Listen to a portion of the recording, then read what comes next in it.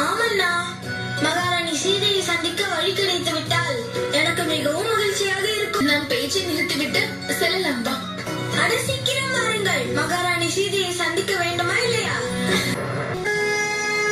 தாயே தமசா, அனைத்து நதிகளுமான நீங்கள் என்னுடைய பிள்ளைகளுக்கு வழிகாட்டுங்கள். பூமியில் உள்ள அனைத்து நதிகளுக்கும் தெரியும் நீங்கள் பூமாதேவியின் மகள் சீதா. பூமிஜா, திரிவேணி சங்கமத்தில் அனைத்து மகா நதிகளும் உங்களுடைய மகன்களுக்கு ஆசி வழங்க அங்கிருப்பார்கள். நீங்கள் கூறிய வார்த்தைகள் என்னுடைய மனதில் நம்பிக்கை ஒளிய ஏற்றிவிட்டது.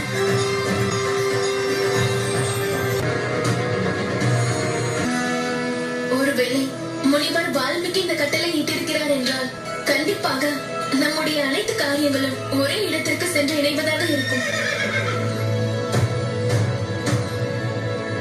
குதிரையா? குதிரையா? அதன் மீது குடை இருக்கிறதே, ஒருவேளை அது அசுவமேத வேள்வியின் குதிரைதான்.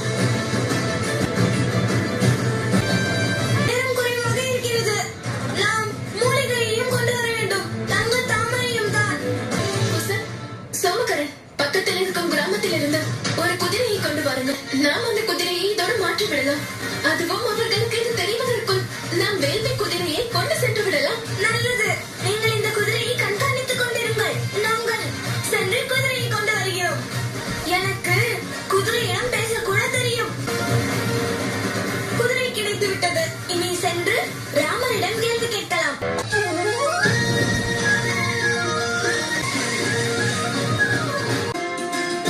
அண்ணா, இது அதே குதிரைதான். ஒருவேளை இதற்கும் நமக்கும் சீதாராமனுக்கும் ஏதோ ஒரு சம்பந்தம் நிச்சயம் இருக்க வேண்டும். என்ன நண்பா, நினைவிருக்கிறதா? முதலில் நாம் தங்க தாமரையை கொண்டு வரலாம். அதன் பிறகு